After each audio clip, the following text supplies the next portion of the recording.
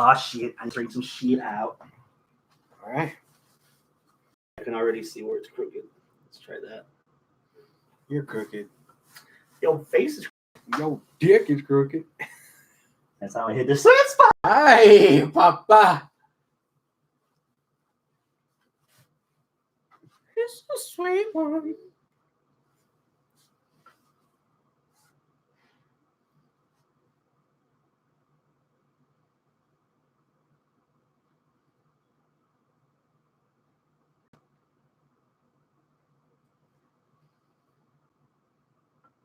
Look up.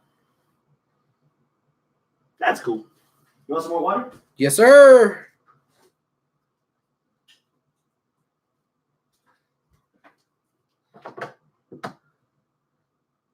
Play the table for 3 song while I pour this out. Ding ding ding ding ding ding ding ding ding ding ding. Something. I could have muted the mic, but nah. Maybe people want to hear water pouring into a glass.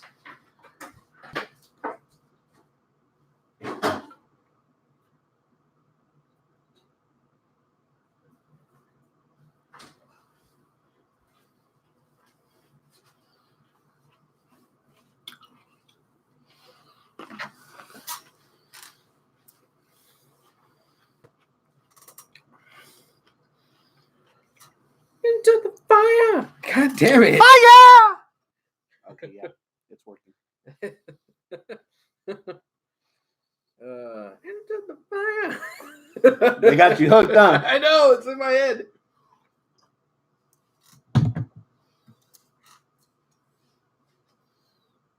That's a terrible thumbnail.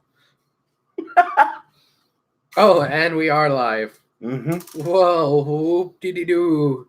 You're going to need to scoot over. You're going to need to scoot over, yo. Good? I guess. All right. Yeah, we can make that work. We'll make it work? Yeah. Make it work? All right, let me get the old link. The link-a-rooney. Turn my glass this way so people can see that I am just as much an Astros fan. Should I put on my Astros hat? I feel like I'm not supportive enough. Yes, do it. I think it's in the car. Oh, that's what you get for being a bitch. Yeah.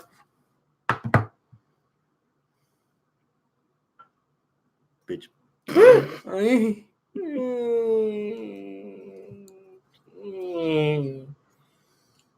All right. What are we? Houston Wrestling Radio? That's what it is? 345, yeah. H-O-U. There you go. Okay. Houston. Houston. Testing. 1, 2, 3. You know what? Just for you, Mm-hmm. when I edit the podcast for iTunes, I have a fucking song as the intro. Into the fire. I hope our fans appreciate that. Our listeners. I hope so. All right. I got it posted. We're ready to rock? Yeah. Live from the landing strip is the 345th edition of Houston Wrestling Radio. This is Abel. This is Chris. And thank you so much for tuning in and joining us today. If you are watching us live, great. We don't get it. You're cool. You could be watching the Astros right now. Well, you could. We could. I could be watching the Astros right now. Yes, this is true. But if you're not watching the Astros and you're watching us, thank you. Log into your YouTube or Google account, and that way you could chat along with us right here in the old live chat. And I'll involve you as best as I can into the show. So feel free to fact check, talk shit, ask questions, just say hi, whatever. If you're not watching us live because you are watching the Astros or you're catching us on replay, it's totally understandable this week. No fingers this week. No fingers this week. Yes. Then, yeah, you can still interact with us on Facebook, facebook.com/Houston Wrestling Radio, or just drop a little comment down below, or also on Twitter at HWrestling Radio. Yeah, man. So what do we got this week? What's so important? That we had to record tonight? I had to record a night of all nights. That was a motorcycle outside. Yeah, we'll have the balcony door open tonight because the cool air. I know it's fresh. Yeah, it feels nice in here. Yeah, it feels inexpensive. Yeah, feels inexpensive. Yeah, no more $90 electric bill. By November, my bill will be $25. Fucking hate you. Well, you see the extremes I go to. Yeah. You've come in here during the summer when it's blazing. God damn. First thought that popped into your head after the whole draft was over. Cheesy. Yeah. It was cheesy, man. The draft stuff is just, I don't know. I think after the last draft and then the wild card rule, I just kind of lost confidence in it.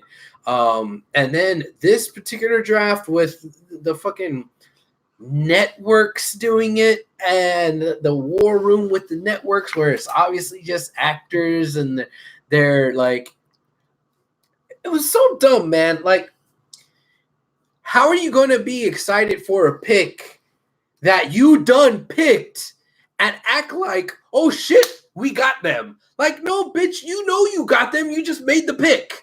Like they're surprised that the pick that they picked got picked. Like, no, like if you want to have shocked reactions, do that with fans. Do that with the actual wrestler who wants to get picked for that show, sitting there on the couch with their friends and family. Oh, I hope I get drafted to Raw. Like that kind of thing. Like that would make more sense. But the actual network executives doing the picking are surprised that the person they picked got picked? The fuck?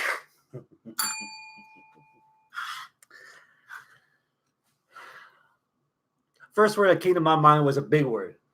Unnecessary. Unnecessary? Unnecessary?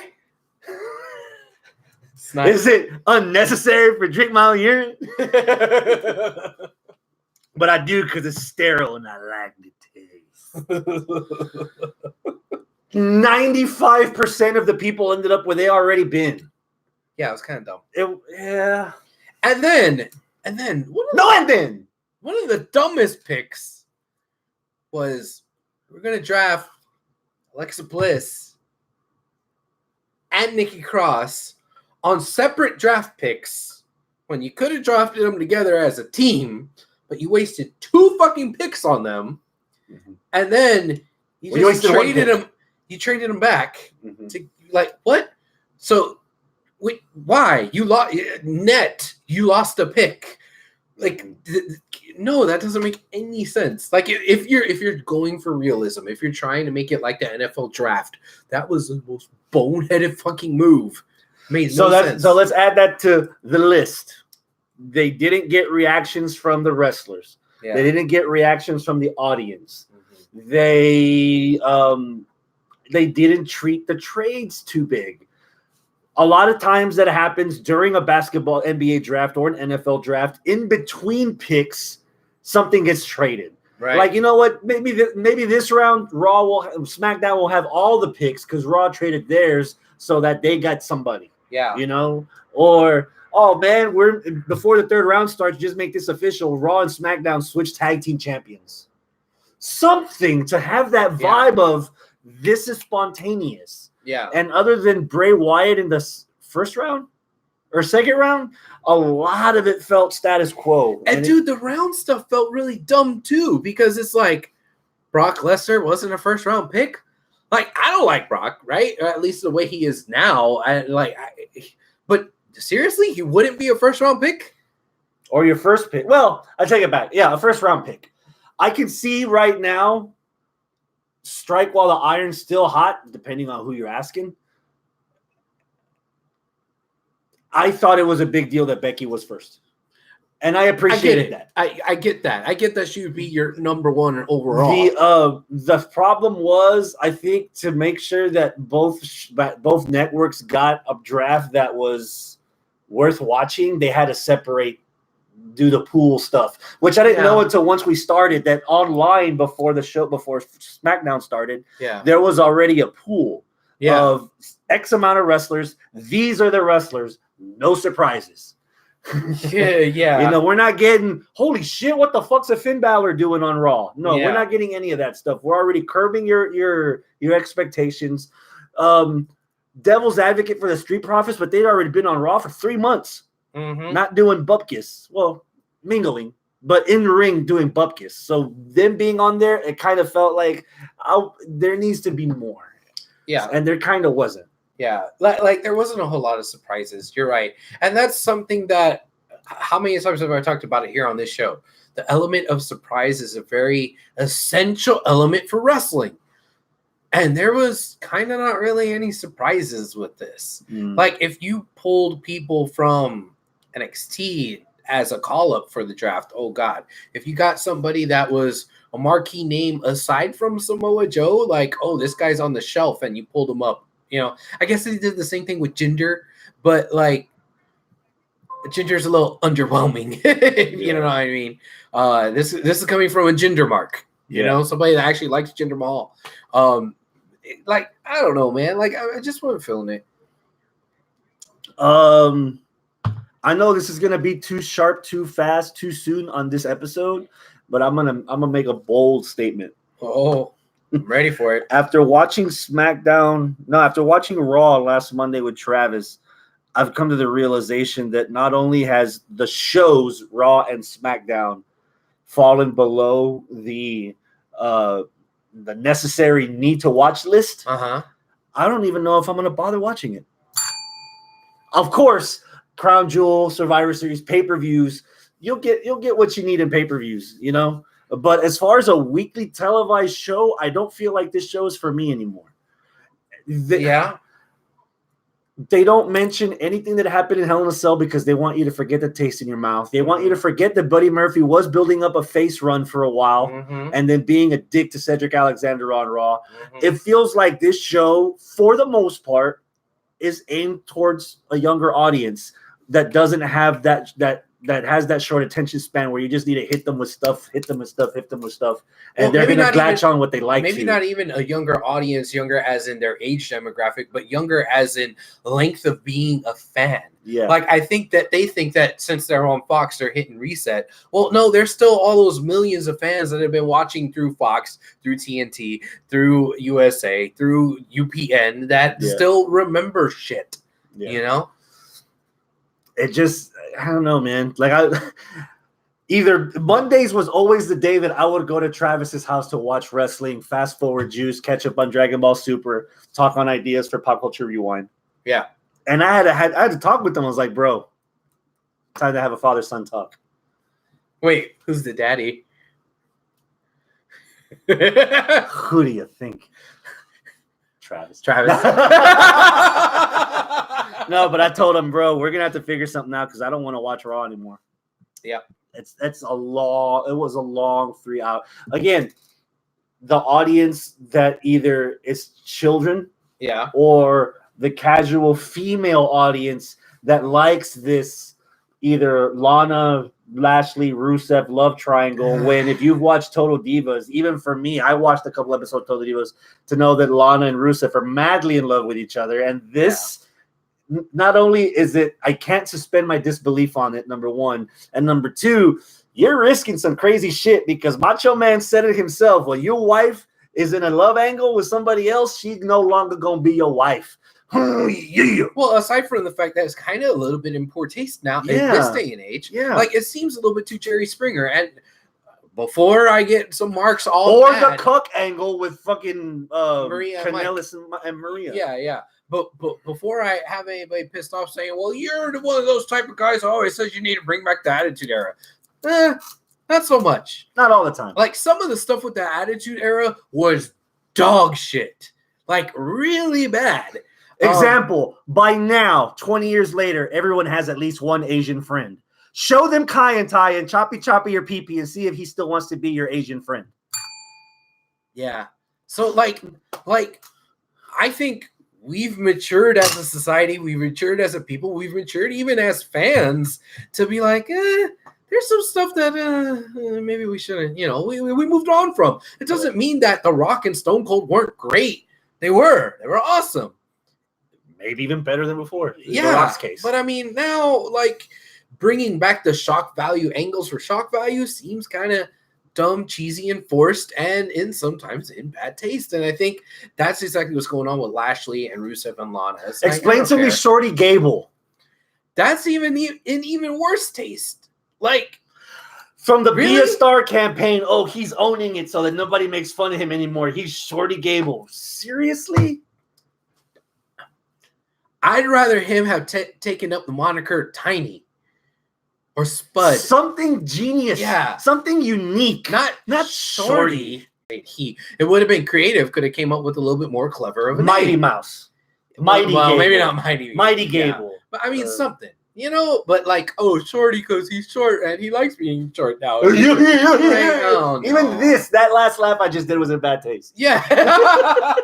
But I'm old enough to admit that. Now, can I let you in on a secret? Okay. Some of these feelings you've been having about not wanting to watch Raw, I've been having too. What the fuck?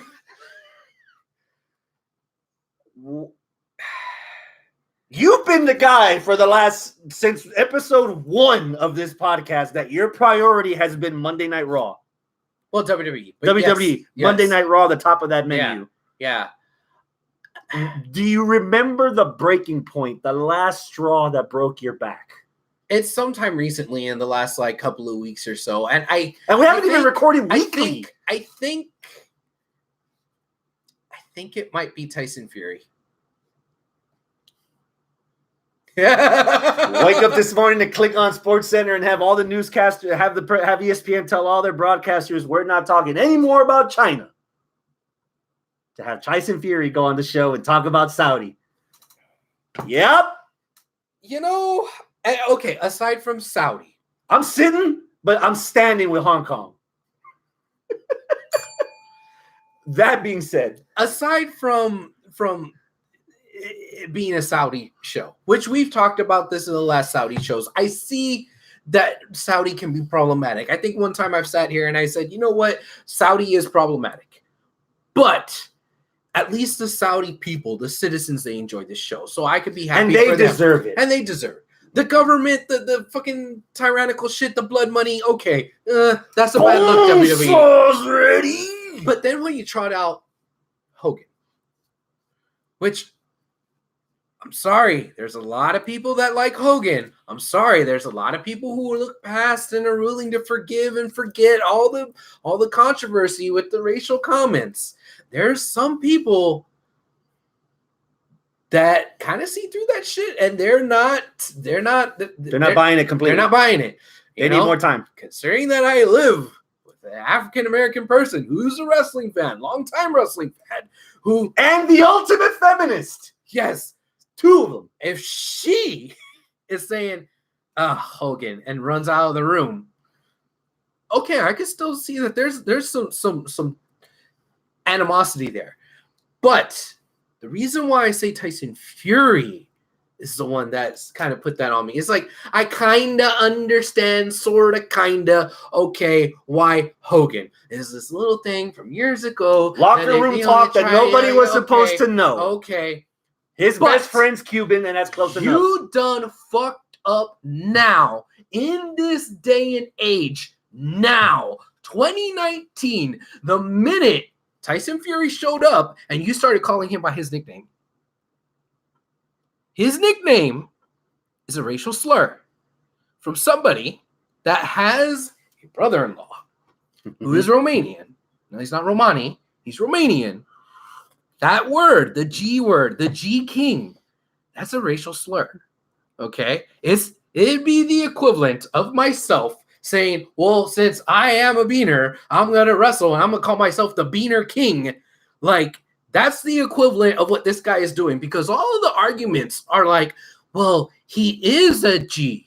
He is that. Just like, so you're a B. I am a B. And we're in a room with fellow Bs. Yeah, so you can call me the Beaner King. Like no. I can't use the N. I can't use the G. Right. Right?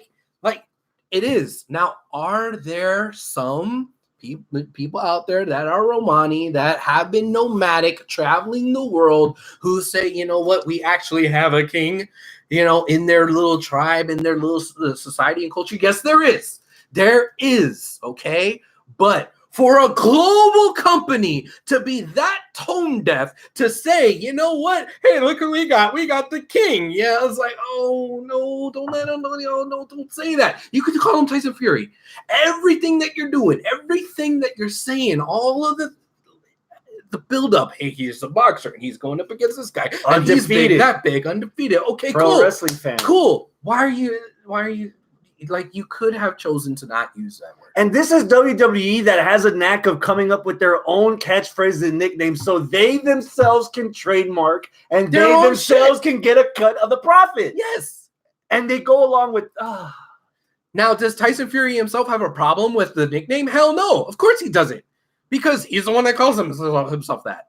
But and in England and in the UK, that G word is thrown around quite often. Right. As a joke. But just like over there in that side of the pond, they call cigarettes the F word. Right. And we don't use that here. Yeah. They say it freely there, but in context for what they're, you know. Yeah. And again, as a global, again, as somebody like the NBA in China, as somebody with a brother-in-law that is Romanian. Now, Romanian is not Romani. It's not. They're two totally different countries, but they kind of intertwine because people get them confused and they think that they're the same. As somebody that has a brother-in-law that's Romanian, he has straight up told me, this is a racial slur.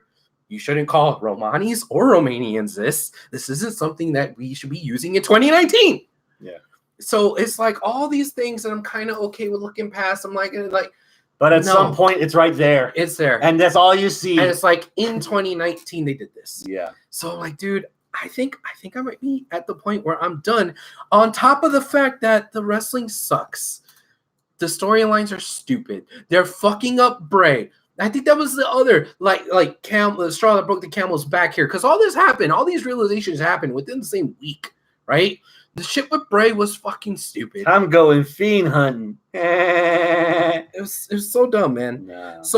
Dude, I feel like I'm done, especially since you don't realize how bad of a jalopy you have until you have a 2019 of that same model roll up right next to you. You're like, fuck, why am I stuck with this old jalopy? And that's AEW. Welcome to the fold, my man. Dude, AEW is so much better. Now, are they perfect on their storylines right now? No, they're not. But I feel like they're still on foundational level. Yeah.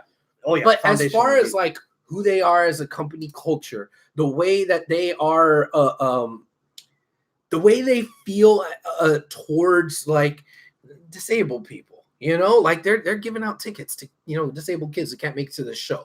The way they feel about, you know, having a transgender wrestler, they handle that perfectly. They're sensory inclusive on all their shows. Yes, they are. They're like, they've beaten the NBA, the NFL, MLB to the punch of being all sensory inclusive at every show they have. And that's not kind of shit WWE is doing. They're still running these storylines that are kind of somewhat misogynistic normative. You know, with the, oh my God, this guy is fucking my girl, and like I gotta sit here and be, you know, stupid about it. Like I don't know, man. It's just so I'm kind of feeling like I don't really want to watch WWE anymore. Period. Especially since now there's a new shiny 2019 that just rolled off of the lot, and that has power steering, and you know you have the push button start. You don't gotta roll down the windows. Backup camera. And it doesn't smell like rotten eggs whenever you turn on the exhaust. Like, it's nice. So, man, I don't know, man. Now, that being said, if it wasn't for the fact that I have Royal Rumble tickets already. I don't give a flying fuck who's at that show. I'm going because the Rumble match is an event all to itself. And if it wasn't for the fact that we still have this show to do and we have this responsibility, I probably would have checked out for the last couple of weeks of not watching Raw or SmackDown. And that's why 6 months ago we had the conversation about whittling down our episodes weekly, becoming weekly episodic, because we would get burned out pretty fast. And instead of getting burned out, we're in like fat trimming mode. We're already cutting out a lot of dead weight. Randy says, I feel like creative is really starting to show their own age. It's all legends and old folk. minus Eric Bischoff. Okay, good point. Eric Bischoff got let go because they lost mathematically, they lost 25% of their audience within 1 week. Yeah. That draft episode killed about 1 million viewers. That's a hard pill to swallow, man, because you got baseball. And that's the other thing that you bring on all these legends for these special edition shows, but other than just wave their hands, say hi, turn around, and get a big sack of money, other than the segment with The Rock and Becky Lynch and Baron Corbin, right? What value are they bringing if the next week you're losing 1 million viewers? That could be a momentum of a lot of things. It could be the draft. It could be the ending to Hell in a Cell. It could be, we're hot-shotting Cain Velasquez, a guy that looks like he just had like 19 cookies before he showed up on the ramp, doing the Pillsbury Doughboy chuckle, instead of guys that have been on the roster after you killed your first African-born champion in 9 seconds, to the guy that no one really wanted to see. Who came out the next week chucking pancakes like nothing happened. Kofi, why are you not pissed off? Kofi should be pissed off. I hear there was a promo on the YouTubes after the match, or WWE.com or something, about Kofi explaining what he had to do to find himself. That needs to be on the main telly. I'm not watching YouTube. I'm not watching Facebook. I'm not watching Total Divas. I'm not watching all the other episodes on the network. I'm not watching Premium Ground. Nothing. You have 5 hours of television between your main roster, and if you can't fit in 30 seconds to explain why your former champion's upset or what he's going to do to get the belt back, it's not working. Robert, welcome. Thank you for joining us in the live chat, Robert Midland. He says, message redacted. I don't know. Well, here comes another one. Right now, NWA is my favorite wrestling show. No more Raw and SmackDown. Okay. AEW, NXT, NWA is like kind of on the cusp, like catching up to NWA. I need NXT. I need to make time for Impact. Okay, we'll get to that before the end of the show. Speaking of which, I don't think you saw any of the 2 episodes of NWA Power that have been on the air, other than what I just showed you before we recorded. Yeah. In those 15 minutes, what was your first impression of NWA? I liked it. It was a very good throwback. It kind of reminded me of, I'm going to go with a different form of media that we don't talk a whole lot about here on HWR. And it reminded me of a certain video game, Cuphead. Yes. Cuphead's a bitch, but it's good. It's a very difficult game. Yeah. But the aesthetic of it is old-timey, hand-drawn, side-scroller. So it's not like 3D guns, lasers. Oh, my God. It's Mega so cool. Man, Contra, and you have to memorize where and when and how. And it's an old-school throwback with an old-school throwback aesthetic, and it works, and it's cool. It's difficult as fuck, but that's, neither here nor there. NWA is like, they're not trying to compete by being better than NXT, than AEW, than WWE. They're not following Impact. Other people's blueprints. They got their own that they're dusting off. Different. Mm-hmm. And I'm sorry, I don't know exactly who it is I picked this up from, but I picked it up during my DZW days of working with them and stuff, which was, Tugboat Taylor who taught most of the people there, taught him, and said, if you can't be better, you got to be different. NWA right now is being different.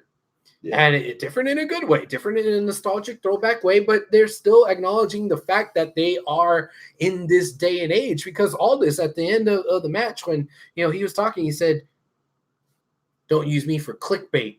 Clickbait is definitely this era it's type not of from term. The 70s or 80s. It's not from the 70s, but it's like, okay, you live in this day and age, but your setting is a throwback. Kind of like you lived in this day and age, but your setting for Lucha Underground was this alternate universe. Mm-hmm. It works. Yeah. I like it. Plus, it was kind of cool seeing Tim Storm on TV.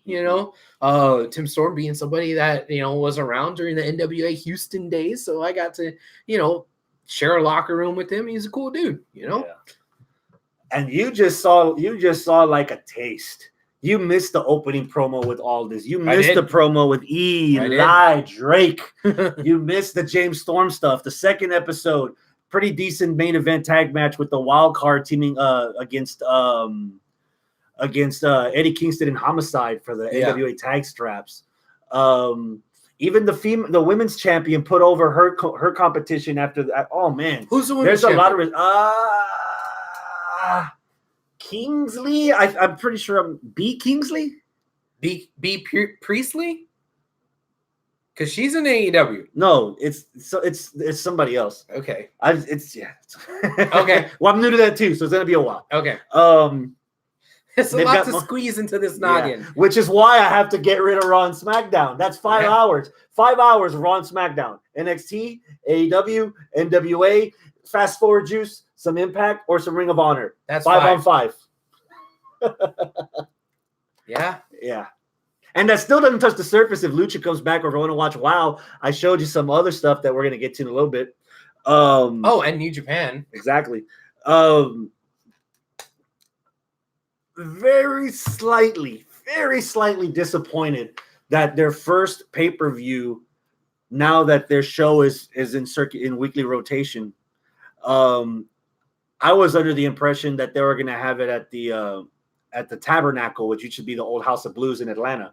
Okay. They're actually having their first pay-per-view in the same studio. So I was kind of hoping that it would be a little bit different, like a little bit more pomp and circumstance, because it's their first pay-per-view. Now that it's the official rollout, the red carpet's out, people are watching NWA, Corey Graves, The Rock, Steve Austin, people are raving about the NWA show. It's like, man, cool. It helped that it was an excuse for me to get out of town and go over there and watch it, because it's on a Saturday night. Their first official pay-per-view now post debut of the weekly show, Into the Fire. See if that sounds familiar. Into the Fire. It's gonna be Saturday night at the Georgia Public Broadcasting Studios, the GPB Studios. So far, I don't even know if they have any matches announced yet. I've read maybe spoilers from one night of tapings, and I already forgot. And I'm glad I forgot, because I'm enjoying this, dude. Yeah, it's fucking good. They bring us the old stuff, a lot of the matches, the feel, the commentary. Jim Cornette on a dime. Yeah. It sounds like he's on a live mic, because he's just going off, and it's all of it's entertaining. And see, here's the difference between watching NWA now and going back and watching maybe like some old NWA tape trader shit, right? It's one thing to have the aesthetic. It's another thing to have a different in-ring product. The in-ring product, you go back and look at some old 70s, 80s wrestling, it's kind of boring. People never left their feet. A lot of collar elbows, a lot of blocks. Oh my God, a clothesline. That's the end of the match. Like that kind of stuff. So it's like they're taking that old school aesthetic and feel, but putting newer, more updated wrestling in there. And I only saw the one match with Aldis and Tim Storm. And Tim Storm, I get it. He may be a little limited in what he can do, but he's still limited. The motherfucker's 53. That's what I was about to say. He's 53, and he did some fucking top rope shit. Like, wow, okay. I'll say this take, maybe. I don't know. Maybe people agree with me. If I had to choose between my old guys, if I had to choose between Tim Storm or PCO, I'd choose Tim Storm. Oh yeah, not that it's a clear-cut choice. I've seen more of PCO lately than you have, and I haven't seen any of his stuff. I don't remember any of his stuff in the WWF back in the day. Yeah. So, but Tim Storm can still go, and he, for as cool as PCO is, and as dedicated as he is to his gimmick and his character, and the shit that he does to his fucking body, fuck me, I have to respect that. But if you want a classic, old school NWA wrestler look, Tim Storm fits the bill, because back in the day, even your late 40s, early 50s guys had that old look, like the Crusher in AWA, or like Baron Von Raschke. They looked like they were fucking old, but they would got the claw on you, or Crusher got his hands on you, you were gonna get fucked up. Had that crazy old man streak. Yeah, Tim Storm looks like he's a teacher during the day, and then at the night he's a fucking wrestler that could still beat the hell out of people half his age. Yeah, because he has more experience than people's age in some of these locker rooms now. Yeah. So NWA 2 episodes in, they're racing to the top of my watch list. Cool. And it helps that it's 1 hour. I like some of them. I don't know if they're real or not, but I like these the Tim and Eric fake commercials that they do in between, like wrestling school. It's fucking hilarious, dude. Okay. Is it like reminiscent of Southpaw Regional Wrestling? Yes. Okay. It's reminiscent of fucking check it out with Dr. Steve Brule. Okay. Yeah, for your health. It's fucking hilarious, dude. So yeah, the NWA's got my little hour fix. Okay. You know, and it's on YouTube, and that's, you know, it's funny. Like when we talked about Impact going to Twitch, and people were like, "Man, what the fuck are you gonna do on Twitch?" Man, I can take Twitch on my phone and watch it. Yeah. You know, I can take it on the road and watch it. You know, I can take a shit right now in my bathroom and I can still watch it. So there's nothing wrong with being on YouTube. If you got half a million views on YouTube, for your first episode, that's pretty good. Yeah. You know, so I wouldn't scoff on that at all. So I'm digging NWA, man.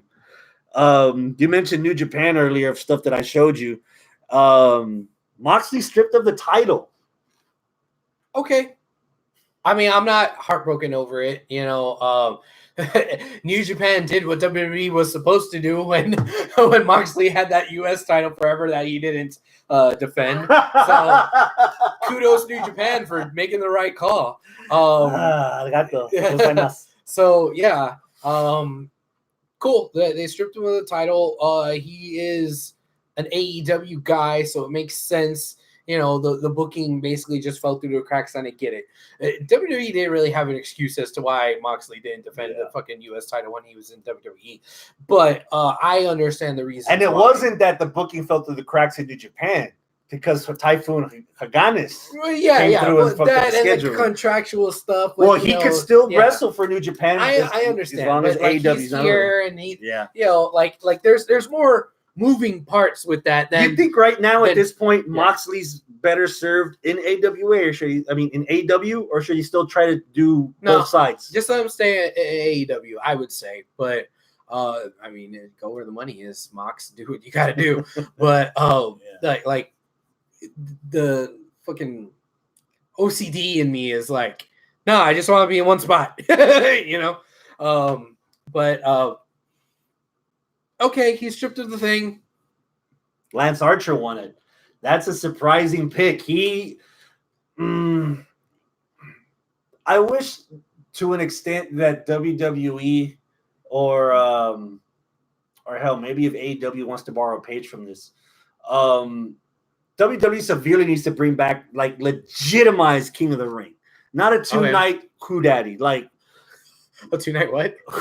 Let's say hoedown. Let's say Who Daddy. He said Who Daddy. Who Daddy. Who Daddy. 18 days of the G1 Climax has made fucking people. Yeah. It made Prince Devitt. It made Kenny Omega. It made Bad Luck Fale. It made fucking Lord Tenzai. Giant Bernard in over there overseas. This year's benefactor, Lance fucking Archer. Okay. The guy with the Whataburger tramp stamp on his ass. That guy earned himself some cred during this fucking tournament, and he got the payoff with this United States title run. Cool. And Archer's a big bitch. He could take some hits. He's a big bitch.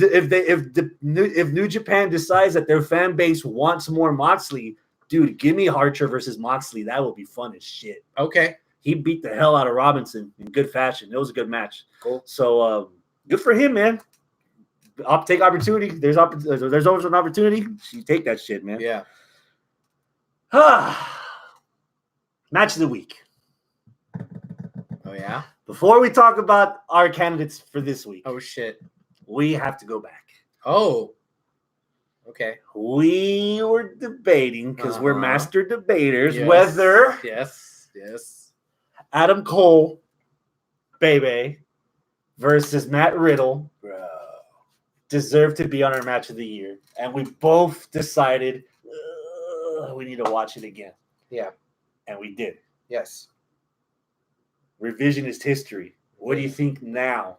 watching the match the second time, watching more of the match this time, even though I still saw you all clicking a little bit on your phone to make sure Randy I put it down at the very beginning. I watched it. So defensive.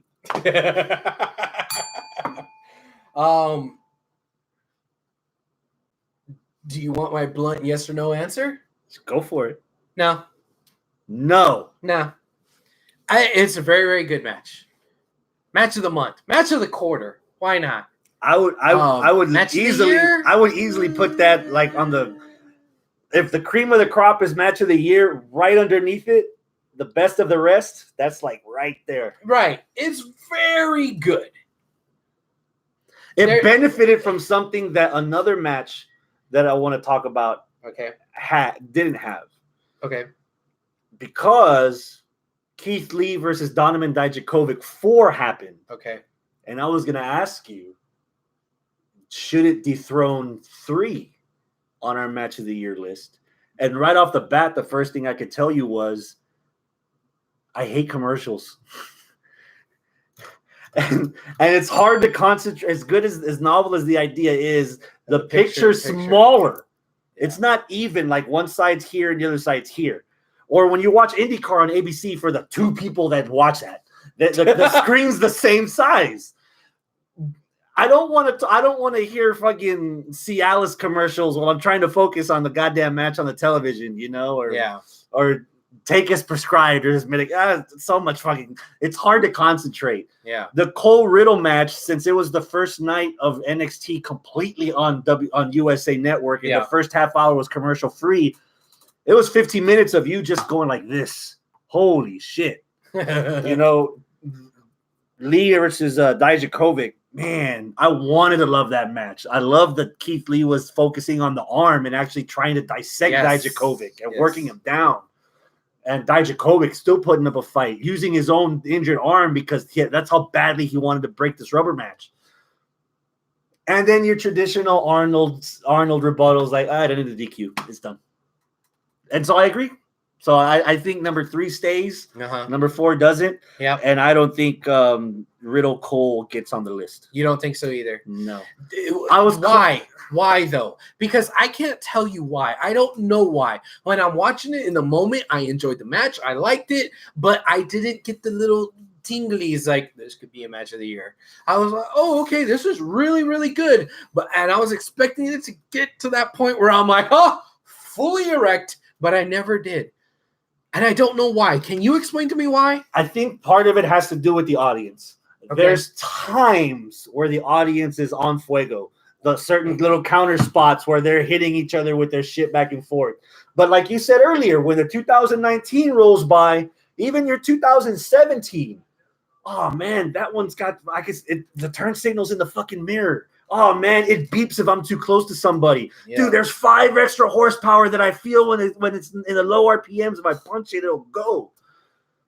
A lot of that audience was either like they were chanting, but they were like, meh, meh, meh, meh. Like they weren't animated or anything. They're just like, they're already like desensitized to how good they have it with NXT in the Full Sail University, that they're just like this. Sometimes they're like this, or sometimes they're like this, but for the most of the time, it's just like, it didn't look. Dude, Pete Dunne versus Tyler Bate in Chicago for TakeOver. Dude, everybody was throwing all kinds of shit in the air. Like, oh my God, they look like the fucking Muppets. I didn't get that vibe. It didn't feel like that the audience was animated. Yeah. I didn't feel, as good as the match was, I didn't feel like I had to be there. Because the people that were there, half of them looked like, it's the opening match. We're going to get better later. I'm just spitballing here. Could it be that this isn't necessarily a blood feud? Possibly. Adam Cole's really good. Matt Riddle's really good. But do they really have beef? I don't think they got beef. Do you think that's what it is? It could be an aspect. I mean, there's plenty of matches that don't have beef that we're like, God damn, Conversely, what's probably my match of the week pick is Jushin Thunder Liger against Minoru Suzuki. Okay. Sangre way.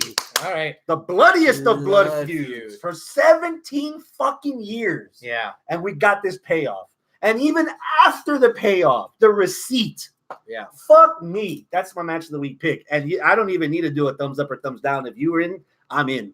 I put that on the match of the year. Wow, really? Yeah. It was another match that wasn't long, like the Riddle Cole match wasn't long. The announcers told me everything I needed to know. There was not a hiccup. There was not a mispronunciation. They were translating for you pretty much. I knew everything I needed to know. I was already invested in the story. The promo package before the match even started even got you caught up. Yeah. The fucking legendary cruiserweight against a legitimate MMA retired heavyweight. And the cruiserweight gave him every single thing. Suzuki was begging for the man under the mask. He didn't want Thunder. He didn't want Kishin. He wanted the human. He didn't want Battle Liger either, which is what he got. Yeah. But he got all of it. And even that match, man. Match of the year, huh? I'm willing to put here's why. Okay. Above everything else. Okay. Above everything else. If you put Riddle and Cole on the list compared to the competition this year for match of the year, a lot of it isn't just a good match. A lot of it isn't just the atmosphere. A lot of it isn't just, oh man, I was tired when I saw that match. No, a lot of it is you get more than just one emotion. Yeah. You get more than one reaction.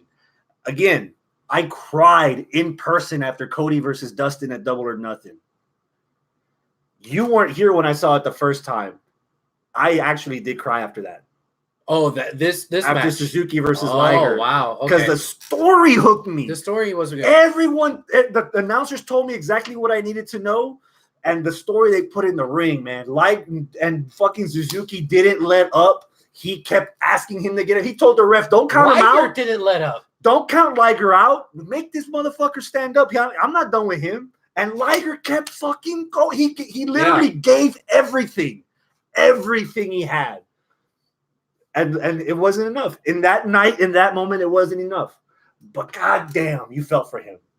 And for his last year. Dude, he's been having some great stories and great matches, and I think this one right now, this might be one of the best matches Liger's had ever.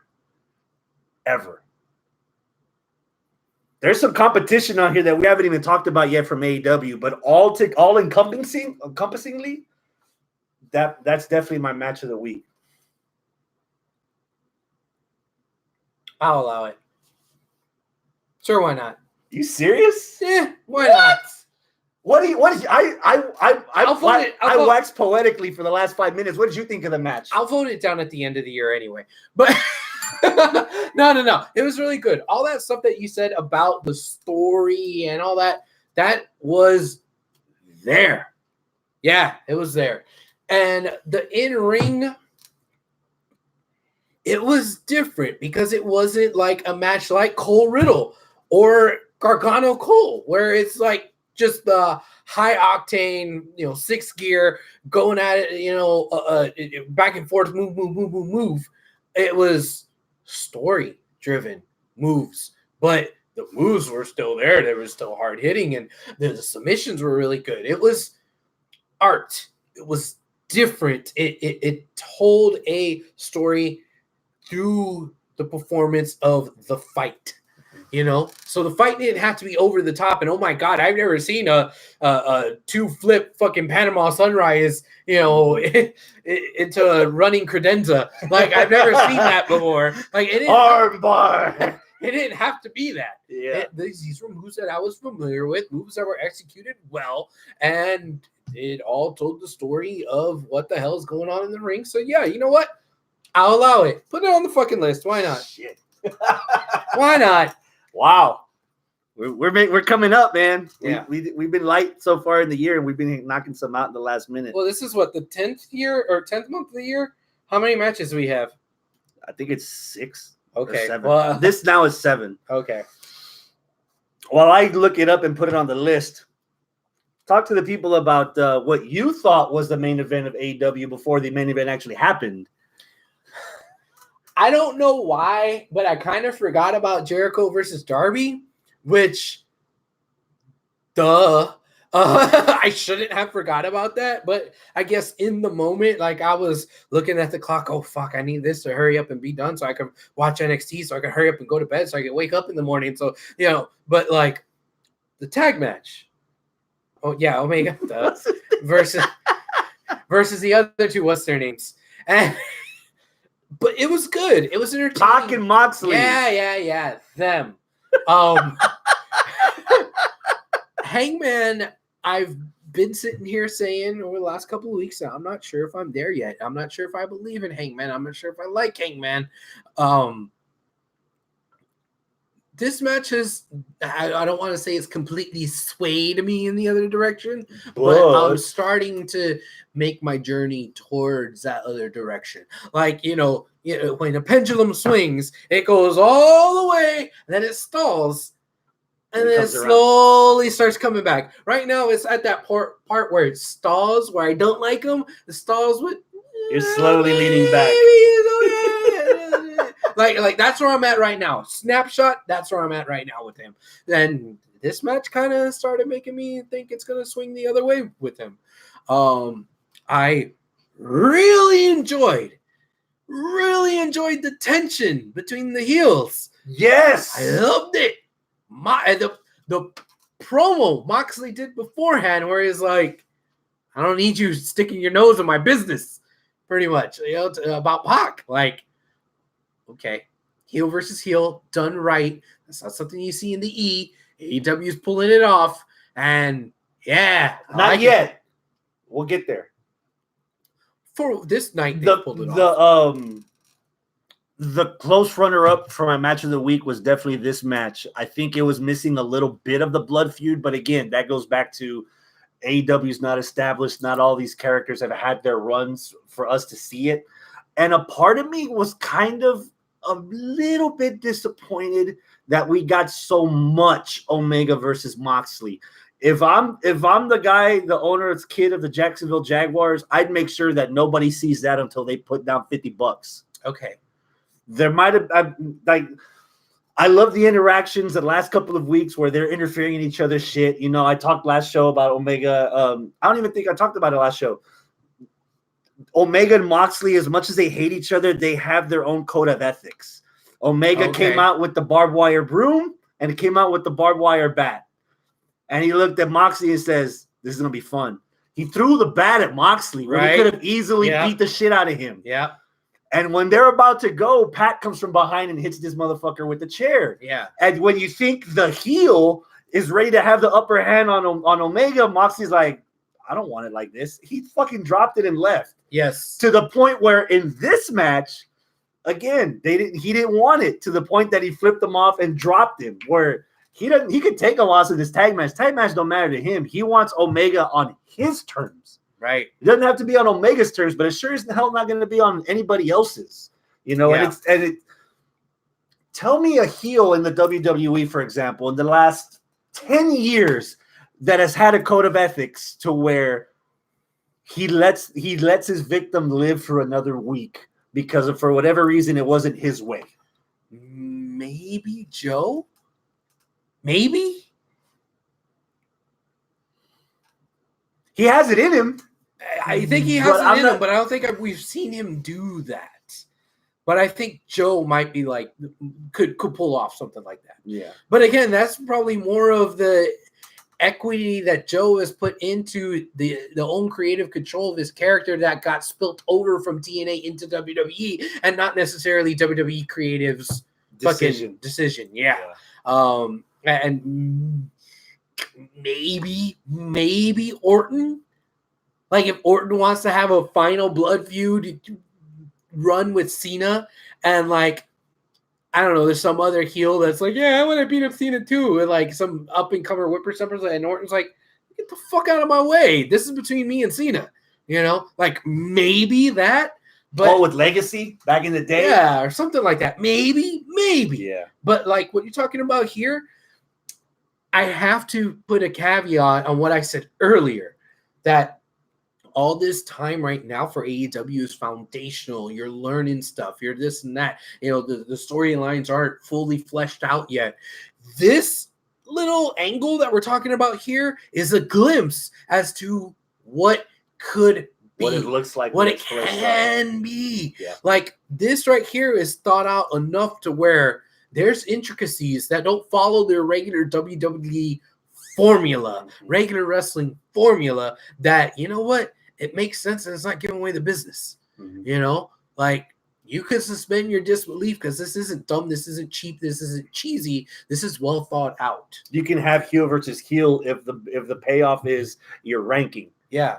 As opposed to who's the better heel or whatever. You know, the enemy of my enemy is my friend, but this is more like the enemy of my friend is my enemy, but my friend too, but you're not my friend. So the enemy of my enemy are all y'all motherfuckers. Yeah.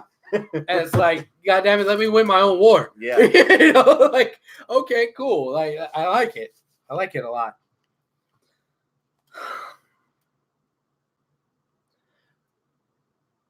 Another thing, not that we're trying to pile on purpose, another thing that I feel like is lacking in the main roster is of WWE is the effectiveness of putting people over.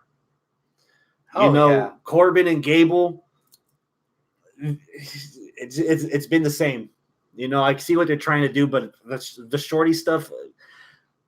The Young Bucks putting over the Private Party in the first round of that fucking tag tournament last week.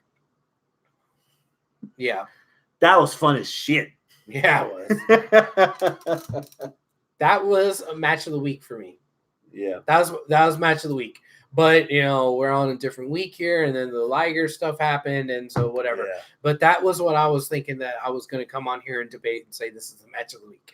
Because it was fun. It was so fucking fun. And I did not expect Private Party to take out the W. And they did. I was looking at it the other way. I wasn't expecting two of the EVPs to take a L in the first fucking match of the first round. And I am so fucking glad they did. Agreed. Because while you can maybe kind of go, I don't know, Cody is getting a title shot already, and they just started, and he's the EVP of the company. Looks like this is going to be your regular, the Booker gets the title bullshit. Well, okay, fine. If you want to say that about Cody, all right. And I made the rebuttal on air last week of why he's getting this match. But the Bucks have said they want to put over other people, and goddamn it, they put their money where their mouth is, losing in the first round of this tournament to determine the first tag champs. They lost in the first round. They put that fucking money where their mouth is. Like, we're gonna put other people over. That's why we built this company, so we could put over the guys that we know should be getting over, and it's not necessarily us. And not only does that show wisdom, but goddamn, that shows some confidence. They're like, we could take a W in a company where wins and losses matter, where they could easily just write the book and have them say, yeah, we're gonna win our own. Yeah. No, they're like, we're gonna get ours. We know we're gonna get ours. We're good. We know we're good. People that hate on AEW because of the guys that are EVPs, afraid that they're gonna just run the book. You got to remember, these guys were in New Japan for quite some time. And every fucking year, they're masterpieces with the G1 that has to be so fucking thought out, like every single color of the Rubik's Cube before you even put the fucker together, before you can start turning it. Yeah. They're taking that fundamental knowledge that they got from New Japan's booking and putting it into a lot of this so far. And I can tell that this isn't just, Jeff Jarrett's the owner of fucking Impact, so he's going to be the one holding the title for the first 4 years. King of the Mountain. Lawler in Memphis, he's going to hold it. Gagne in fucking AWA, he's going to hold it. Eddie Graham in Florida, Von Erichs in Texas. They're actually making the effort to make everyone as important or close to important as the fucking the main guys. And the best example of that being the whole team effort. When I found out yesterday that Luchasaurus was out and I was getting like the midget and the midgetier midget, it's like, fuck, this match is gonna suck. Yeah. Holy shit, that was fun. Yeah. Yeah. Damn, that match was good. If anything, I've been listening to Cornette for the past month, and all he does about AEW is bitch about pockets. The guy that puts his hand in his pockets, I know who he is, and he bitches about the little midget Marco because he doesn't belong. Like because he's too small. But damn, dude, there's some pussy going on out here, so I'm gonna close the door. Yeah, those cats are really going at it. Damn. But get a room. Get a room. Anyways, so Jurassic Express. You fucking dropped everything. The hits just keep on coming. God damn it. Jenga. Stop. Oops. You're gonna spill fucking water all over the laptop. All right. Anyways, yeah. This match made me be sold on Marco. Marco is his name? The little one. The littler one. Not Jack Perry. I've been sold on Jack Perry. Oh, yeah. I've been sold on him for forever. Yeah. I was like, okay, cool. And it also made me realize, you know what? Here's another trio that's actually kind of working as a trio. I want free bird rules with these guys. Dude, imagine if Marco came out wearing the Luchasaurus mask. Imagine if Marco and Luchasaurus had a match. Yeah. Oh my God, all the crazy shit that he was doing, bouncing off of fucking Jungle Boy. Yeah. That's gonna be 3 times as impactful and 3 times as crazy. He was bouncing off of Luchasaurus. Yeah. God damn. That's gonna be cool. It's gonna be fun. And man. the Lucha Bros did a good job of putting them over. Some of those, and again, a lot of that is on the Lucha Bros because, for example, it's hard to tell facials when the guy's wearing a fucking mask. Right. But the reactions Pentagon was giving to the ref after all this stuff that Marco Stunt was kicking out of, making them a legit threat. Fuck yeah, dude. Yeah, it was cool. Yeah. It was really cool. If we were doing a weekly show and we had to talk about a match of the week, that would have been my match of the week pick. Mm-hmm. There's one match left that I thought was a candidacy for match of the week, but I'm not sure if you remember. The real main event from NXT last night was Pete Dunne against Damian Priest, the Archer of Infamy. Hold on, we're not gonna talk about Jericho versus Darby. We'll get there. Oh, okay, all right. I forgot to add that on the list because I watched that pretty late. God damn it. Dunne versus Priest. What'd you think?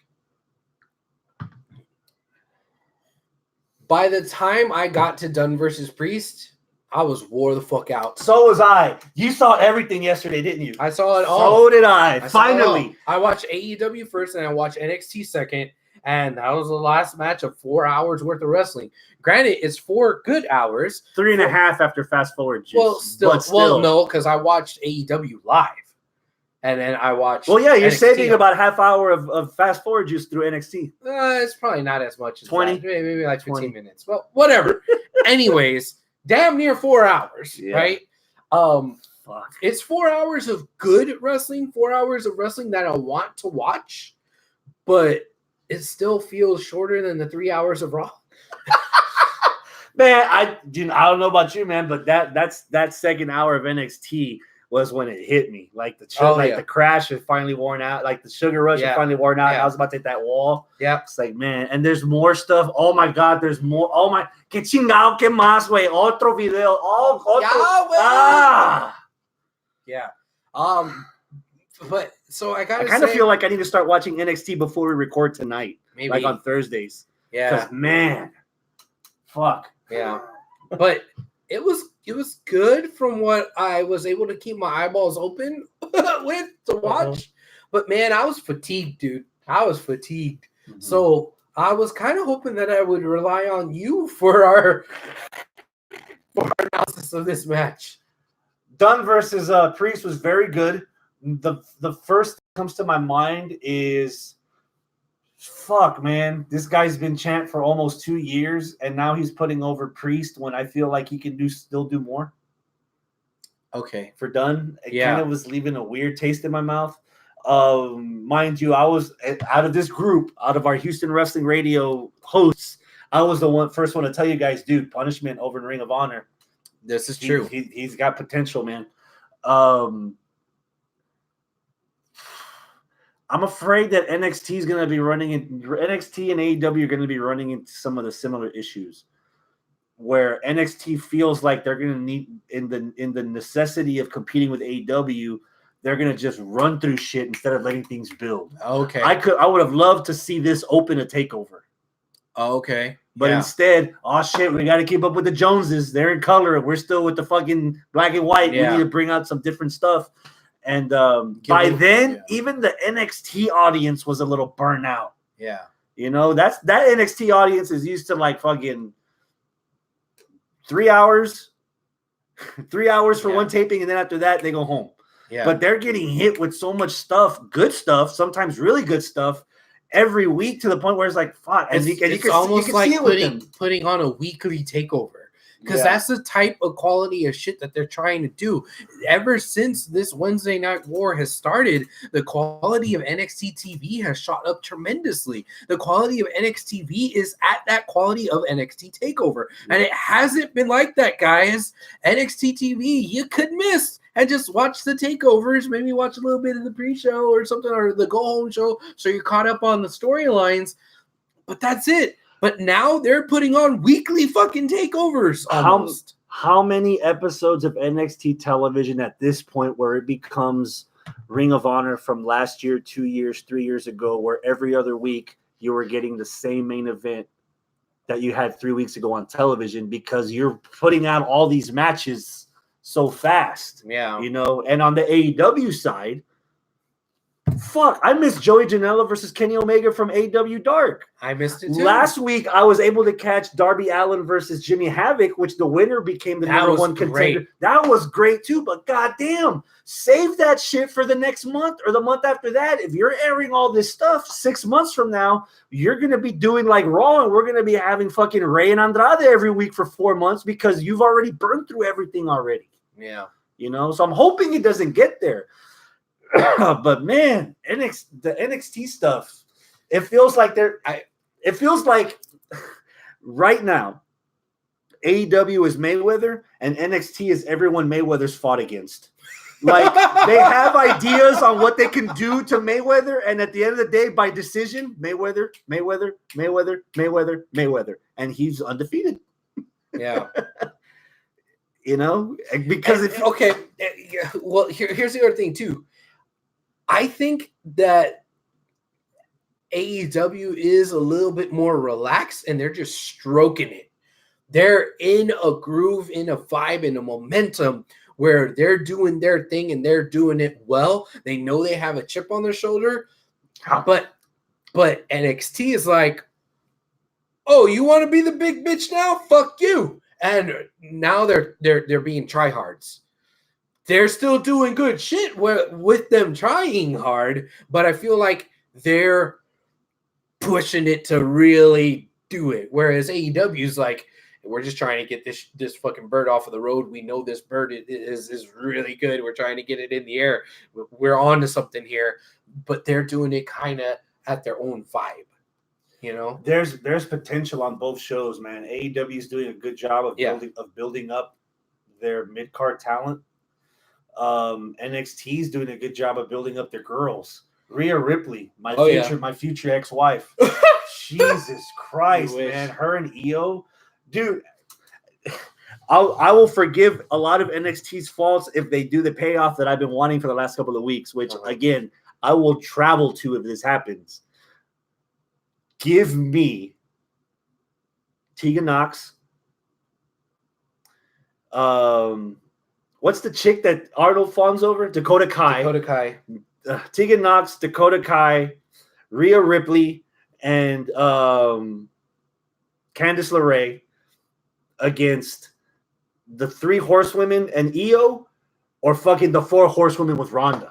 Oh, War Games, NXT TakeOver in Chicago the night before Survivor Series. I will drive up to that bitch for that. Okay. I will drive up there from Tennessee because that's where I'm going to be when that weekend comes around. Why are you going to be in Tennessee? Family trip. Oh. But, dude, an all-women War Games match. Okay. Oh, they're setting some good seeds up, man. They're setting a lot of interesting seeds in NXT. But right now, like you mentioned earlier, AEW is the top of the model off the assembly line, all the bells and whistles. Yeah. It's going, man. And the cherry on top was fucking Darby Allin and Y2J. Okay, now we're after that tag match, I was like, well, that was a pretty good main event. Oh, god damn it. Duh! The actual main event is Darby versus Jericho. How the fuck did I forget about this? TV time remaining. TV time remaining. Oh, fuck. And like that. Usually, if I say something like that, it's because, oh, goddamn, there's another match on Raw. Fuck, and it's like a bad thing. Here, oh yeah, Darby. That kid's fucking over with that audience. He's over with me. Wow, he's been over with me. I love this kid a lot. Like I'm sold on this guy. I like him. I get that there is a little bit of apprehension, maybe even amongst people we know, Travis, who's like, oh really? The spikes in the skateboard, like okay, he's given up 40 pounds easily to Jericho. Yeah, easily. He didn't have the spikes in the skateboard, and he still was missing the 40 pounds. But I just like his look. I like his character. I like his tenacity. I like his double toughness. I like it. Everyone playing off to his story. All these wrestlers so far that I've seen wrestle Darby Allin, it reminds me of did you ever watch The Meg? No. Jason Statham is in The Meg. Okay. Jason Statham against Sharks. Okay. Where all you see is Jason Statham in the same typecast movie, y de repente, Jason Statham against Sharks. Okay. Cody Rhodes against the Young Bucks, against Kenny Omega, against fucking everybody on the roster. And then when it's Halloween time, you see him against Darby. And them facing a different environment and how they react. Watching, I don't think I remember the last time I've seen Jericho in a hardcore match or a hardcore style match where you had to see a different evolution of Jericho. He brought out the Painmaker look just so that he could try to be in the mode of, okay, I'm going to step into some real sharp shit tonight. I need to be prepared. And watching him play off of Darby Allin's throw caution to the wind vibe. Yeah. And it just, if that's another wrinkle of how AEW's programming is refreshing, because I want to see different aspects. If the story's done right, comedy can fit. If the story's done right, a tearjerker can fit. If the story's done right, in this case, hardcore works. And it even wasn't hardcore cranked up to 11, but it built up enough that it made Darby Allin a viable contender to face Jericho, but it didn't crescendo so loud to where you saw everything. You want to see more. Like if Darby Allin took all this, what else can he do? It wasn't needless blood and guts violence hardcore. It was hardcore means to an end. We're going to actually end this. And you know what? I could take this, but I'll also dish it out. All right, fine. And that's how Darby makes up for his stature by being a little bit crazier, and full of heart. And full of heart. But when Jericho was like, fuck this little twerp, I'm going to tie him up. And then Jericho started getting his ass kicked by a guy with both hands tied behind his back. And we're like, what is this? You're telling me this kid's going to win with both hands tied behind his back against Chris Jericho? No, this isn't going to happen. It didn't. What pisses off the internet more? Kingston losing to Lesnar in 8 seconds or Jericho losing the title to a guy with both hands tied behind his back? Well, probably still the Kingston thing, but I was like, I was instantly a fan, cheering for the guy that was tied up, that was getting his ass kicked by Jericho. Mm-hmm. And I was like, no, you're gonna make it through. You're gonna kick his ass with your hands tied behind your back, or you're eventually gonna get those hands free and you're still gonna kick his ass. Oh my God! Wow, how's this gonna affect Full Gear? Oh my God! They already have the match set with Cody and Jericho, but this, oh shit! And it didn't happen because they hooked me. They caught me. But I was sucked in, and I was like, yeah, you just made a star. You just made a star with Darby Allin, with the I Like Turtles kid. You did it. If that's the same kid, it would shock me because there's a lot of similarities. But damn, dude, yeah. If people didn't know by now, people are already have a decision about him. You either really like him, or you think that's like outlaw wrestling, scum of the earth, doesn't need to be on television. But you already have a definitive side on him before, where you were like, I don't know what that guy is. Now you know what the fuck a Darby Allin is. Holy shit. Which I want to say that there has been a gimmick like this, but nobody comes to mind where there was an actual skateboarder gimmick who actually rides on a skateboard, who uses a skateboard as a weapon. Like, there surely was somebody like that in the 90s. Surely. Right? I don't remember any Shirleys that have skateboards. I mean, or Frank. Like, it seems so obvious that would have happened that it's almost out of place that nobody's done it and that he's doing it. Like, I want to say, oh, we see that shit before. He's ripping off on Tony Hawk. Yeah. Pro Skater 4, bro. Yeah, like, no, he's not ripping off anybody. Holy shit. Like, it was so obvious nobody ever did it. Yeah. Like, okay. And he's doing it. And it works. So, okay. And he's committed to the character. The fact, like, half of him is dead and the other half's alive. That's why you see the presentation. Porch says Mandrews. Mandrews had a skateboard? I don't remember. Okay. Not an Impact, he didn't. Not that I remember. Laurinaitis wrote it. Laurinaitis. That's true. That was 80s. That's 80s. Did anybody do it well? I don't know. Did anybody have a skateboard and was taken seriously?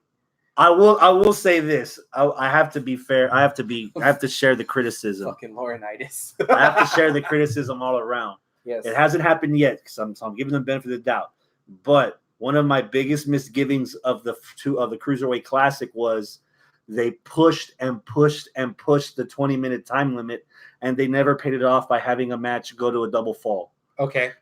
Either with TV time remaining, there has to be a match before this year's over where it bleeds over and you have to catch it on Facebook, even if it's 5 minutes, or if they save it for the next week's episode and they recap all that shit. This is what you miss after TV time ended. Or AEW Dark, depending. Yeah. Or 2 or 3 pay-per-views where, oh shit, the week of the pay-per-view, they fucking did change the main event because somebody got the ass beat. You know, if you're gonna claim that these guys are having title defenses, some champion has to lose their card subject to change match so that you do continue to give the feel that this is more of a real fight atmosphere than just scripted pro wrestling. Somebody's got to accidentally beat the Dodgers. Yeah. Like, you know? Yeah. Like, there's no other explanation of how the Nationals are now in the fucking World Series. What? How? Yes. They accidentally beat the Dodgers? Yeah. Really? Okay. I guess whoever wins the AO series is going to be. And then with their eyes closed, they swept the Cardinals. Yeah. Like, what? How? Okay. Yeah. Like, all right. Well, the war continues next week. Good luck in the World Series, y'all. This is what NXT... Whomever it is. Yeah, no jinxing. Yeah. NXT is giving us a triple threat for the North American title. Keith Lee, Donovan Dijakovic, and Roderick Strong. Okay. And they're giving us one-on-one Rhea Ripley versus Bianca Belair. I don't think Roderick Strong could put a backbreaker on either one of those two. We'll see. Poor Roderick Strong. He's going to be smooshed like a pancake in the middle of that Jurassic Park. AEW is going to actually try to pay off this heel versus heel. Moxley against Moxley. You get your shots. Moxley and Pac one-on-one. Yeah. Mox and Pac. Yeah. The Lucha Bros versus Private Party in the semifinals of the tag team tournament. Dude. 10. Private Party, Lucha Bros. I'm ready. 11. On the other side, the Dark Order debuts in the tournament semifinals against SCU. Okay. Which, by the way, shout out to fucking Scorpio. That he sold the entire segment from the beginning when Daniels got killed. He's talking to the ref. Hey, I'm a part of the team too, man. Can I play? I got next. I'll pick up. And on fucking jeans and one shoe. He's got one shoe. And then he took off the other shoe and threw it. And thank you, Boston, for being the assholes you are. Someone threw it back. Yes. Because that is the worst town he has ever been in. Love it. That finish was a little ugly. Yeah, but it was. Timing. We can say it. Okay. They botched the fucking finish. Okay. They botched the finish. That doesn't diminish my opinion of SCU or Scorpio in particular. Yeah. But they botched it. Yeah. So Pac Moxley, and then the semifinals of the tag team tournament. The Young Bucks will also be wrestling, and Britt Baker goes back to Pittsburgh. That's where they're going to be at. Pittsburgh. Yeah. God damn it. Pittsburgh. Addendum. Is it like Boston? Oh. No wonder Sasha went to SmackDown. Yeah, Michael Cole couldn't sleep at night. It was just Boston.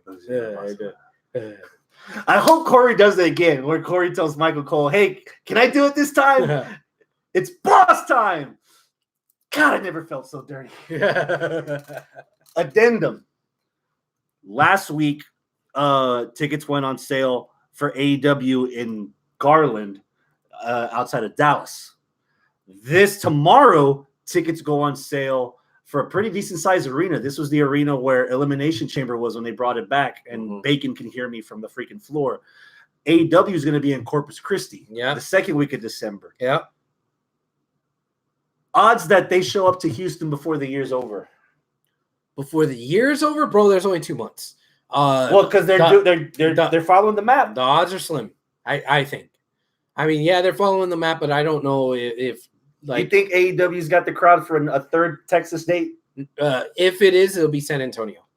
I don't think it'll be here because we have really, really small venues and really, really big venues. We don't have any good medium venues. Okay. They're doing colleges. I mentioned this the last time we had this conversation on air. Dude, breaking the new upgraded Hot Finds Pavilion at U of H. It'll look shiny and new there. It'll look nice. Okay. I mean, and it's small enough that they could sell it out. Okay. Like you don't want to aim too high. Right. Shit, because some of the, you said, some of the places here they're a bit too high. This year, the last 2 months of 2019, I don't think they're going to be here. But by the December 31st, 2020, we would have had at least one, if not two, AEW shows in Houston. Oh, one. At least one. Okay. Yeah, I agree. I still got my fingers crossed. What's up, Daniel? Thank you for joining us so late. He says, Philly, Chris, they were in Boston last week. Yeah, Boston. Yeah, the Bostonians. Boston. Chatter. It's Boston. Let's wrap up the show real quick. All right. One show that I need to make some time for. Impact. Okay. On Twitch. God damn it. Why? After this week, they'll be debuting on Tuesdays on Access Television. Okay. Bound for Glory this year. Pretty interesting. The Rascals 6-man tag against Dr. Wagner Jr. from AAA and two partners of his choosing. Now Michi Marufuji against Michael Elgin. Yeah. Okay. Back when Impact was doing these like segments where they were in like other territories, and that's how Marufuji showed up on an Impact episode. All right. So that's how he's coming back. Anticipation level for this. Moose 1-on-1 against Ken Shamrock. 3. I don't want to see Shamrock. No. Would you rather see Lesnar over Shamrock? Yeah. Cain Velasquez over Shamrock? Yes. Definitely, yes. I know a lot of people talk shit about Cain Velasquez when he showed up on Raw like a few weeks ago that, he looks fat. But, I mean... He was fatter when he legit killed Lesnar. Coming from this guy, yeah. No, I'm not gonna blame him. I'm not gonna body shame him for being a little overweight. But the reason why I have hope on Cain is showing at AAA. Yeah, he was doing fucking Hurricane Ranas. Cartwheels. Yeah, he like, I mean, he's no slouch. 305 Live has another member. Yeah. Like, okay, cool. I kind of want to see what he could do. So do I. More. Like, I want to see more of what he could do. Optimistic 5. I'm not sure if Moose is the kind of guy that can carry people to matches. He's a guy that can be led to a good match. We still rave about Cedric and Moose from fucking All-Star Extravaganza and Ring of Honor. Great. And that was a hardcore match. Those aren't easy to pull off. Yeah, it was good though. Yeah, it was pretty. Of course, I got Moose winning. I don't see Shamrock it's going over match. unless yeah. Here's an interesting match. This is probably the one I'm looking forward to the most. A ladder match for the X Division title. Okay. There's one spot vacant that's probably going to be filled this Friday, tomorrow. It's a ladder match. It's not Ultimate X. No, it's not Ultimate X. Ladder match. Okay, that's a waste. For the you X should just make Division. it Ultimate X. Yeah, but now they're using ladders in the Ultimate X anyway to cheat. Like the heels do it. So Jake Christ from the Christ Brothers, Ace Austin, Daga from Lucha Underground. Okay. Question mark. What? Tessa Blanchard. Okay. She's been having a year, bro. She has. Yeah, she's been having a monster year, dude, and we're topping it off in Impact's show of the year. I like how she killed the Bailey buddies and won the SmackDown Championship. I like how she did that. She had a really good year. Yeah. 19 was a good year. Can we talk about Bailey for a minute? I know we're backtracking, but can we talk about Bailey? Yeah, 60 seconds. Go. Okay. Now she's too goddamn generic. Wow. She's just another pissed off heel chick. Another pissed off heel chick, and that's it. So, like, the thing that made Bailey was unique. There wasn't very many other people out there doing it, at least at the high level. There's been some at the indies that have, like, for example, Delilah Doom. You know, okay, she's not as kiddish, but she has that, like, Smiley 80s, Kylie. Yeah, like, okay, lovable, probably shouldn't be a fighter kind of, you know, a babyface woman, you know. But now she's like kind of all the other badass girls. Can I add to that? Yeah. You got 60 seconds. For all the color that Bailey provides with her buddies and the tassels and her shirts, she should have been given this heel Io Shirai treatment. Black, trap, ghetto, like techno music, and just no words. Yeah. That would have fit Bailey perfectly. Because that would have been more of a stark contrast. Here, it's just... Now I have short hair and I'm mad. And I use the word bitches. Yeah. Now, I think that the joke in our house was that when she was in NXT, she was, you know, preteen. Then, you know, she won some stuff, you know, now she was a teenager, you know. But now she's hit that phase where college, that puberty started to hit, and she's now more interested in boys, and she doesn't, that's baby stuff. Oh, one of her balls hit the floor. Yeah, and now she's like, okay, you know, trying to grow up, and she's angsty now. Like, I don't know, Mom, you don't have to tell me. I have sex now, and it doesn't hurt. Yeah, like, yeah. That's where she's at now. I'm at a 9 for the ladder match. 9. Most of that's Tessa, but there's a lot of guys in here like Daga and Ace Austin that can go, that they can camouflage whatever negatives Big Boy Jay Christ and Tessa Blanchard could bring. And I'm curious to what this fifth person is. I hope it's fucking, if you're going to throw another curveball, fuck it, put goddamn Abyss in there. Why not? The fucking ladder match for the X Division title. Of course, Abyss. Bischoff booking. Okay. Daniel Price says X Division never said that the champ can't be female. You're right. Exactly. No limits. It's about no limits. Yeah. Okay. Bailey should have stuck with the "but I'm doing it all for you" line sarcastically while doing horrendous things. Yeah, maybe. Triple threat tag match for the tag titles. Rich Swann and Willie Mack and RVD and Rhino against the North. You don't have to give a prediction for that. Yeah, I like who the fuck's in the North? Here's one. Give me an anticipation level for this Knockouts title match. Taya Valkyrie defends against Tenille Dashwood. Interesting. I'm at a 7. Yeah, I'll be at like a 7. Tenille could work. Her stuff in Ring of Honor for the short time she was there was looking good. Yeah. And if it weren't for a couple of shoplifting situations, she probably could still be in WWE right now. Yeah. Actually putting no pun intended, making an impact. I stopped myself before it first came out, and I had to preface that I was making an impact. Why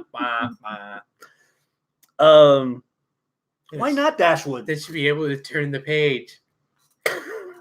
Why not Dashwood? Oh, she's gonna fuck on the belt. Right? Like they, yeah, I got Tenille winning this. Why not? Taya's already. I mean, I think Johnny's already gone from Impact. I don't know why Taya would want to be there if she can't be around her husband all the time. You know, it's time. Look at Moxley and Renee Young. I mean, you can. You don't have to work at the same place. That's okay. I got Tenille winning. All right. Sure, why not? The main event. Speaking of somebody that has equally had a good year, like Tessa Blanchard. Oh, shit. Daniel Price, thank you for giving me the update. 3-run dinger by Houston, 6-1. Yeah! Hell yeah. Hell yeah. Oh, my God. Is this the year for Sami Callihan?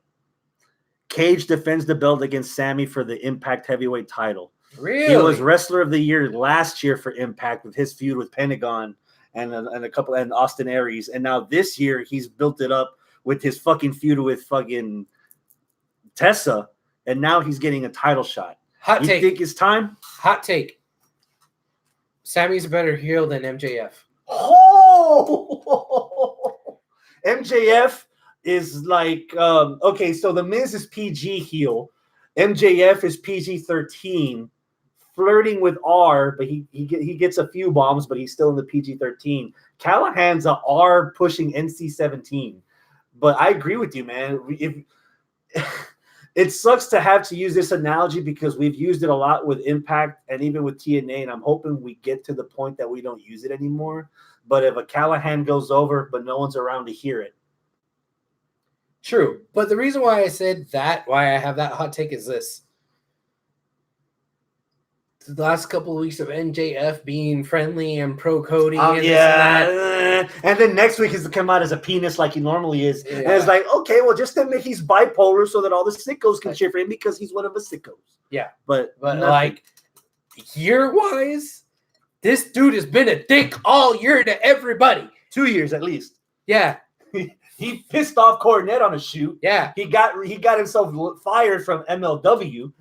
Yeah. And now he's in Impact raising all kinds of hell. Yeah. Making Steve Austin proud. Beating up Tessa Blanchard, giving her pile drivers. And we cheered for it at the end because it was so fucking good. Yeah. So, yeah, you know what? Who gives a fuck about Eddie Edwards' face in a baseball bat? Nah, he's good now. Yeah. He's okay. He's fine. Davey Richards was the better of the two anyway. The hot takes continue. Is Callahan bound for glory? Yes. Considering all the fucking hot takes I just had about him, all of my focus on that match is Callahan and not fucking Cage. Which we marked over for Lucha Underground. Oh, yeah. But this ain't Lucha Underground. Right. From what I know, again, I watch Impact sparingly. From what I know, Cage is just Cage, and he's happy, smiley. He's officially engaged. He's a really good wrestler. Santos. He's buff in all the buff places. Yeah, but like he's a machine. The fucking controversy and the shit that gets eyeballs in the wait, what happened? It comes from Callahan. Yeah. So why not give him the title? I agree. Mm-hmm. I think that well, let me hit you with this question. If with Callahan winning the title, does that move the needle or does that push your interest to actually making more of an effort to watch Impact? Yeah. Especially if you're trimming the fat already from some of WWE. It moves the needle a little bit. It moves the needle. It helps it's on a Tuesday. You have time to digest it. Yeah. And then again, that just depends on whether or not I make good on the thought that I'm kicking around in my head of just not watching WWE anymore. Yeah. You know, again, like that's the reason why I feel so responsible to watch it is because of this show. You know, but we've just spent 15 minutes talking about Impact. Right, so right. But regardless, still the masses overwhelmingly still watch main roster WWE more so than everything else. So if I'm going to have a show where we talk about wrestling, you know, like we're going to talk about it. If we're going to have a show talking about football, we're not going to be only talking about college and high school. We're eventually going to talk about the NFL. You know? Yeah, until they go to China. Yeah. Until the XFL shows up, and then we'll talk about the Roughnecks. Go Roughnecks! Yeah. Hell yeah. Unless you have anything else, I believe that is an episode. I'm done, man. You ready to go home and catch the rest I'm ready to fucking turn on the TV here right now, goddammit. Oh, I don't have cable. It's FS1. Oh, you son of a bitch. Then yes, I'm gonna get in the car and listen to Sports Radio 740. 790. 790. Yeah, that's what I'm gonna do right now. Yeah. The first two games, I actually heard them. Not the first two games. It was a weekend. The last round, I actually heard it on through my ESPN app. They had the radio, ESPN radio, so I was hearing that. But now that they're on FS1, they don't have the thing. But if it's on 790, I'm about to tune that shit in right now and listen to the rest of it. So I love Sparky. He's good. I've found that when I watch the games, they lose. Game one, I saw it at Carbach where I wound up getting this glass that Arnold is probably dying over of jealousy. They lost that game. They lost that game. I didn't watch game 2 and they won, and then I haven't watched the game 3 and they won that one too. So I'm going to try not to visualize the game, but I'm going to keep up so that I can cheer on my team. Daniel, I totally agree with you. A lot of people watch WWE out of habit because it's the big thing and afraid of walking away from them towards AEW and NWA because they don't want to look like the loser if something goes wrong. Well, I don't know about the last part looking like a loser part, but it's like being out of the loop of the biggest part of the fandom. I'll end it with a little bit of conspiracy theory. Okay. I think there's a reason why AEW didn't call their show Wednesday Night Dynamite. Why? If the momentum picks up, it could be on a different night. It could be on a different night. Okay. And if you have a 3-hour lethargic episode of wrestling that doesn't really cater to you, that tries to cater to everyone else, but not you, and you have a streamlined 2-hour show that puts you in the forefront, what would you pick? Pick AEW. Exactly. And on that note. Yeah, on that note. Adios, my friends. Keep it classy. Bye. Go Stros. No B-roll this time.